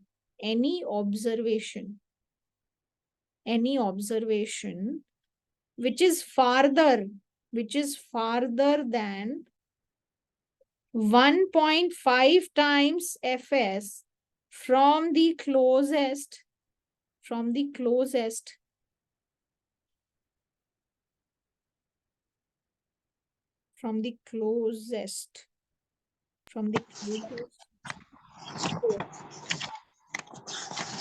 is called an outlier. So any value which is farther from the closest fourth by 1.5 times Fs, that value will be labeled as an outlier. Okay. And so basically this is an outlier. Okay. And any observation is extreme if it is more than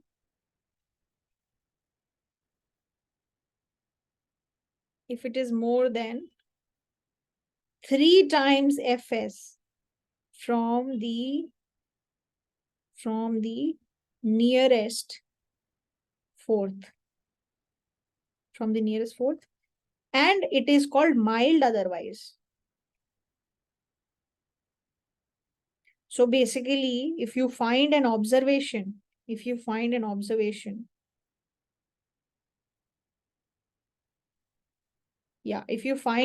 observation which is at a distance of 1.5 times, at a distance which is greater than 1.5 times Fs from the closest fourth. Matlab, let's say if, you know, there is an observation which is here and 1.5 times its distance from here to here. The closest fourth is this.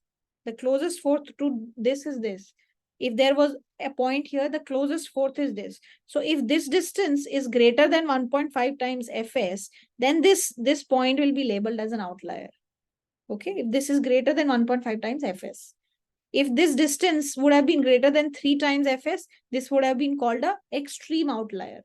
If this is between 3 and 1.5, we will call it, we will call it a mild outlier. Okay, is that fine? So you first find port spread and you calculate what is the number 1.5 Fs. So it will be some number only, right? So let's say this number is 10. So if your distance from the observation and your closest fourth, it could be upper fourth could be your closest or lower fourth could be your closest. So if upper fourth is closest, if you take the distance from your point and the upper fourth, if that distance is greater than 10, that particular point will be called a outlier, right? Is that okay?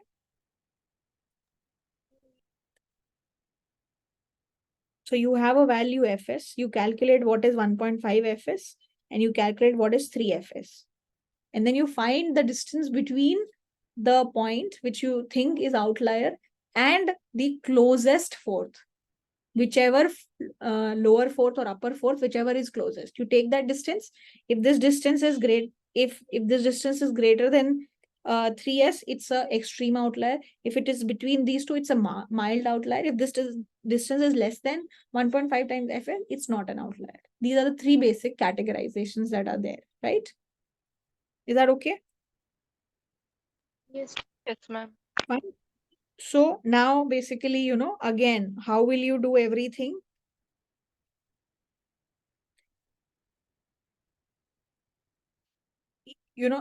So once you've categorized something as a mild or an extreme outlier, anything which is a, mild outlier, it will be represented like this. Mild outlier will be represented by a closed circle. Okay, it will be represented by a closed dot. And if something is a extreme outlier, it will be represented like this. It will be represented by an open circle. So it will be represented by an open circle. If something is an extreme outlier, if something is a mild outlier, it will be represented by a closed circle. Okay. So in this case, let's say if you have some outliers present, how will you make the box plot? You will have to, again, you will need to know 5 points. First, you need to know what is lower fourth. To plot that, you need to know the median. You need to know the upper fourth. Okay. And you also need to know the smallest and largest value, which are not outliers. So whatever outliers you've labeled, just remove them from your data and then see what is the smallest value and what is the largest value. Okay. So what do you have to do? Draw the smallest value, smallest and largest observation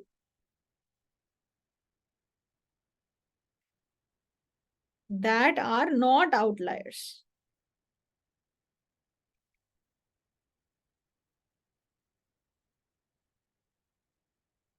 So your smallest and largest observations that are not outliers.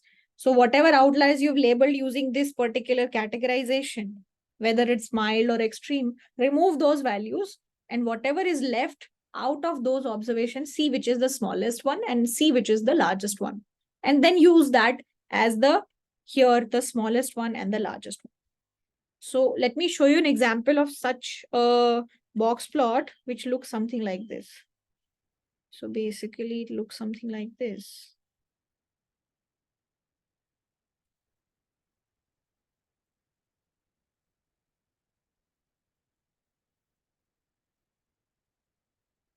So, in this case, what is happening? Since, this part, okay, so what are the values that we have? First of all, we have this. This is the smallest possible value. What is this? This is the largest possible value, which is not an outlier. Okay.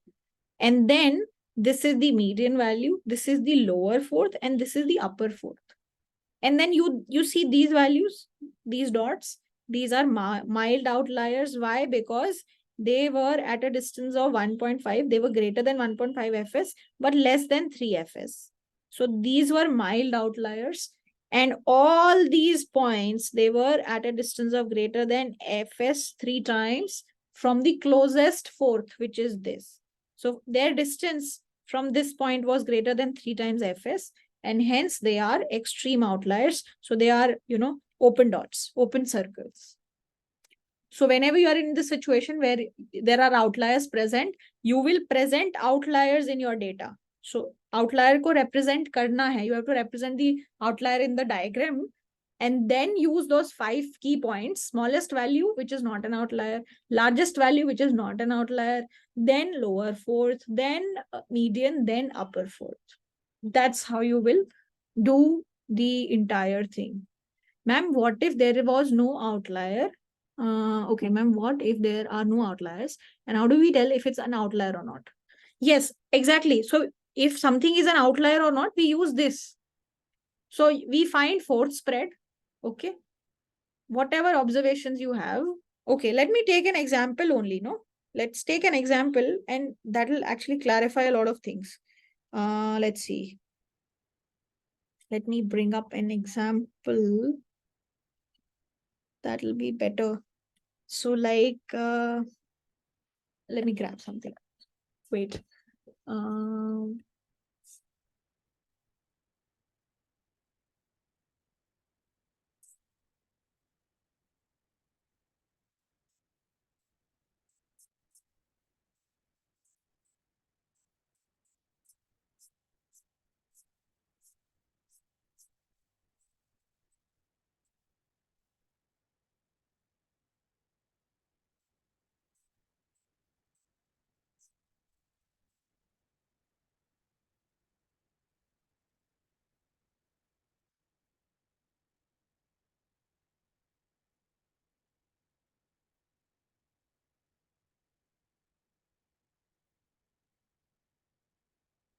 Okay, let me show you something here. Yeah. Can you guys see my screen? Oh, yes, ma'am. Okay. So basically, what is this? This is a particular example wherein some Clean Water Act and everything was there. And the goal was to reduce, to ensure that the water is fishable and swimmable. So there is one article and they discuss blah, blah, blah. And in the water, what is given to us? Total nitrogen load for a particular location is given. So total nitrogen load in kg nitrogen per day is given. So these are all the numbers that are there. Okay. So using all these numbers, you put all these numbers in ascending order and everything. Then what did you calculate? First, you find the median. So they calculated the median because how many observations are there? So it's actually 1, 2, 3, 4, 5, 6, 7, 8. And 1, 2, 3, 4, 5, 6, 7. What is 8 times 7? 56 and 157, right? So if there are 57 observations, which value is the median? What is 58 divided by 2? 29, 29. right? So 8, then 16, then 24, 25, 26, 27, 28, 29. So this 92.17 is the median value, right? Then because this data has 57 values, how do you do the calculation? So from 1st to 29th value will be your lower half, right? And then your 50, and then your 29th value till your 57th value will be your upper half, right? So then your lower fourth, if 29 values are there, or was it 20, 29? Yeah, 29. If your values are 29, what is your median there? 15th value, right? So 15th value is 45.64. Yes. So this is your lower half. Similar तरीके से, similar way you calculated your upper fourth. Okay. All right. And then can you calculate the fourth spread? So yes, we calculated fourth spread from doing what? Upper fourth minus lower fourth. We calculated the fourth spread. Okay. Now I need some measure to find something is an outlier or not. Okay. So 1.5 times this number is 183. And 3 times this number is this 366.45. Okay. So I have to see how will I label which points are outliers or not. So I said any point which is at a distance of greater than 1.5 times fs from my upper fourth, that is an outlier, right? And any point which is at a distance which is lower than 1.5 times from my lower fourth is also an outlier. Yes or no? Right? So what do I do? We calculate this. So, uh, here first we calculate whatever is the upper fourth plus this number. That will tell me a number beyond which if something is there, that is an outlier, right? Because if I take any number which is beyond this, and if I take that distance of that number minus upper fourth, that will be greater than 1.5 times fs. Yes or no? It's like a boundary point. This is a cutoff boundary. Anything beyond this is outlier, right? On the upper side. Is that fine? Yes. And similarly, for anything to be an extreme outlier, it has to cross this boundary of 3 times fs. So your upper fourth plus 3 times fs, if something is greater than 534, that will be a extreme outlier, right? And you will do the same thing on the negative side also. So you will do lower half and you will subtract something from there, right? Ma'am, I think there is a printing mistake. There is should be a lower fourth on the left hand side. No बच्चे, ये जो है ये अपर fourth के लिए ही एक boundary बना रहे हैं for finding extreme outliers and mild outliers, right? So basically, if I show you in the diagram, let me come back to the screen. So let me just use these numbers, right? Yes, these are the numbers. Okay, fine.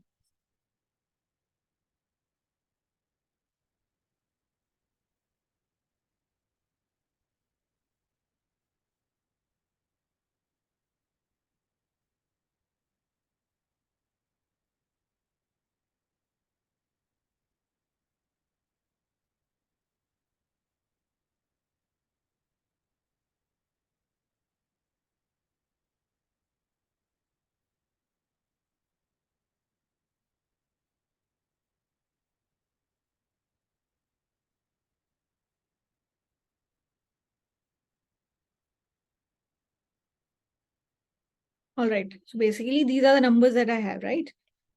Which is this. Okay. So I have the median value as the lower fourth, upper fourth, fourth spread, everything, right? So if you do this, that, so this is lower fourth, this is upper fourth, this is the median. Okay, this is X bar. This is lower fourth. This is upper fourth. Okay.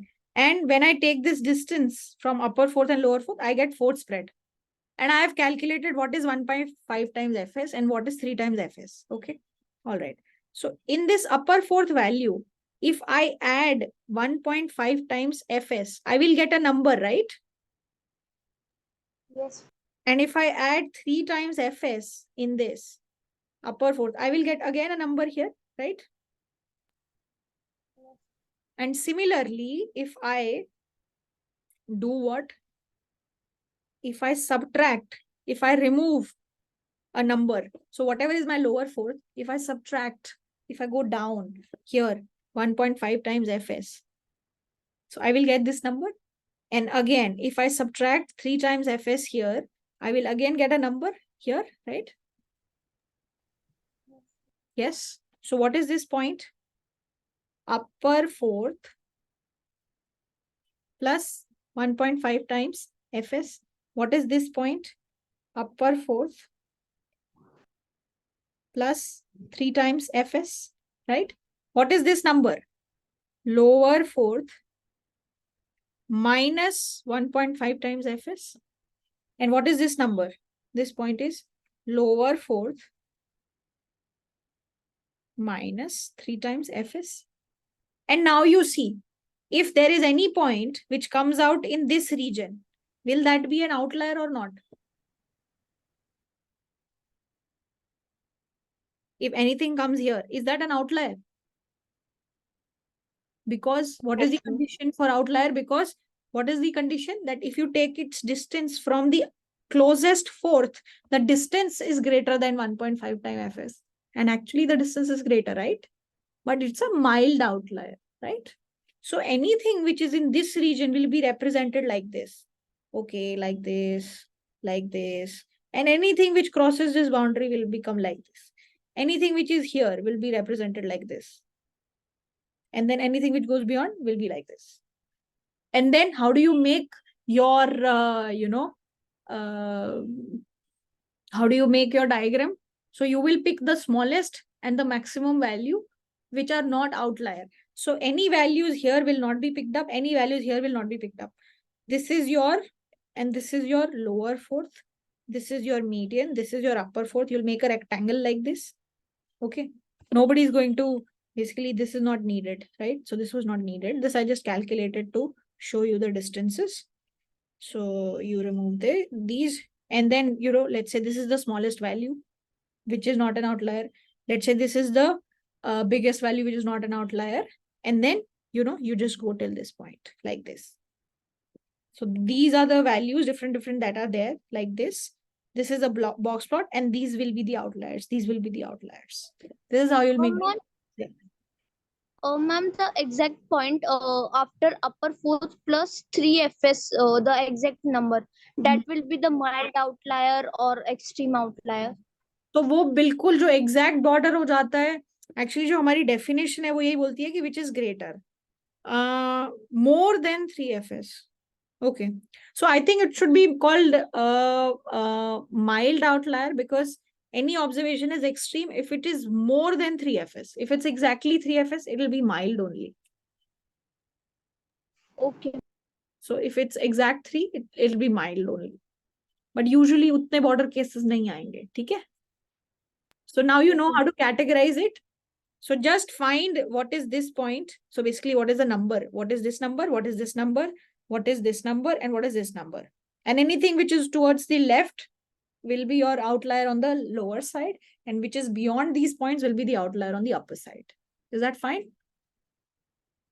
Ma'am, there was a case in which we have to take the smallest value of x and largest value of x, and you have told another case in which we have to take the smallest value of x with which is not an outlier. Yes. So, ma'am, these are two different box plots or the same? It's actually the same only, but let's say you are in a situation wherein there is no outlier, right?